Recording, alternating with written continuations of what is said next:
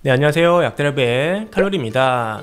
여러분들 요즘 뉴스를 보면은 그 의료 재정, 그죠? 의료 보험 재정이 뭐 언제쯤이면 고갈이 된다. 그래서 보험료가 더 올라간다. 뭐 이런 기사들을 우리가 자주 접하게 됩니다. 사실 우리가 생각해 보면은 당연한 결과일 수도 있습니다. 그러니까 의료 재정이 고갈이 된다는, 그러니까 돈이 모자란다는 뜻은 그만큼 국민들이 많이 아파서 병원에 많이 가서, 그쵸, 약을 많이 먹어서 이런 의료비가 증가한다면 의료 재정은 당연히 부족해지겠죠. 그래서 한정된 의료 재정을 효율적으로 잘 쓸 수 있는 그런 방안들이 많이 실행이 되어 왔고요. 뭐 예를 들어서 경증 질환 환자들에게는 혜택을 좀 줄이고 중증 질환 환자들에게 지원을 좀 많이 해주는 방향으로 어떤 정책들이 계속 조금씩 바뀌어 오고 있는데요. 어찌 보면 우리가 초고령 사회에 진입을 하고 점점 더 아파지고 많은 질병들을 우리가 안고 사는 그런 사회가 된다면 의료 재정이 넉넉할 수는 없겠죠. 불보듯 뻔한 일이라고 생각이 듭니다. 반대로 우리가 평균적으로 좀 건강해진다면, 덜 아프다면 이런 의료 재정이 고갈되는 걸 좀 줄일 수 있을 것입니다. 자, 그러면 우리가 일반적으로 평균적으로 건강해지려면 어떤 부분에 초점을 좀 맞춰야 할까요? 저는 크게 수면과 장내 환경이라고 생각을 합니다. 즉 우리가 잠을 잘 자면, 그리고 장이 편안해지면 우리가 일반적으로 평균적으로 좀 더 건강해질 수 있고, 그럼으로써 우리가 의료비로 나가는 지출을 좀 줄일 수 있을 것이고요. 그렇다면 결국 이 보험 재정은 잘 관리가 될 수 있을 거라고 생각을 합니다.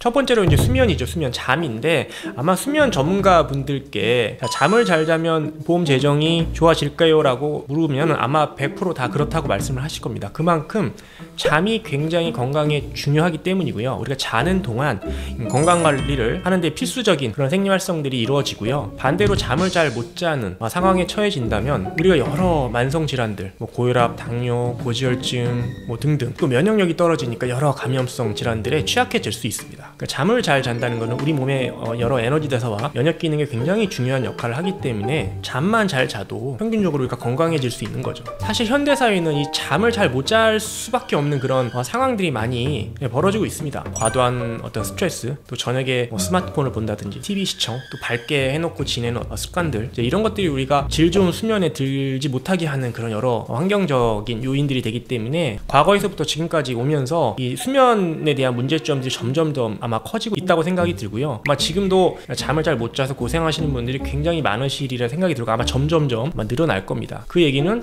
점점 아픈 사람들이 많아진다는 얘기고요. 결국 의료 재정, 보험 재정이 빡빡해지겠죠.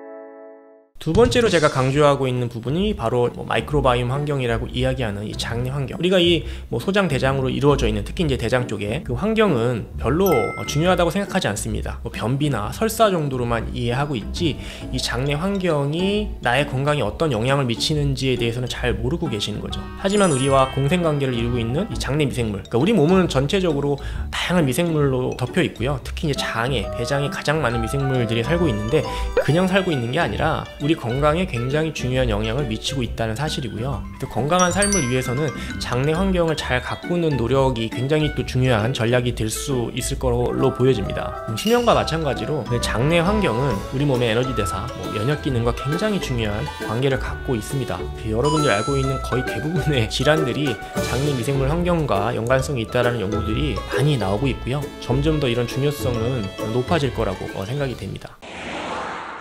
자, 그럼 장내 미생물, 장내 환경을 좋게 하기 위해서는 우리가 어떻게 해야 되느냐, 일전에도 영상을 소개해드린 적이 있는데 장내 미생물 중에 유익균들이 좋아하는 그런 음식을 우리가 잘 섭취할 필요가 있습니다. 반대로 장내 환경을 망치는 그런 식습관을 좀 개선해 나가는 게 좋겠죠. 초가공식품, 인스턴트 식품, 이런 식품들은 장내 환경에 좋지 않습니다. 우리 건강에 직접적으로 안 좋기도 하지만은 장내 환경, 이 미생물 환경에도 안 좋은 영향을 미치기 때문에 이런 식품을 좀 줄여 나가는 게 좋고요. 반대로 이 유익균들이 좋아하는 식재료들, 음식들, 잡곡류, 그렇죠, 통곡류들, 콩류, 과일, 야채, 견과류 등 이런 음식들을 우리가 몇 끼 챙겨 먹는 식단에 포함을 해서 반드시 섭취를 해줘야지 된다는 거죠. 그래야지만 우리 장내에 살고 있는 유익균들이 잘 살 수 있고 다양하게 살 수 있고, 그럼으로써 우리가 건강할 수 있는데 도움을 줍니다.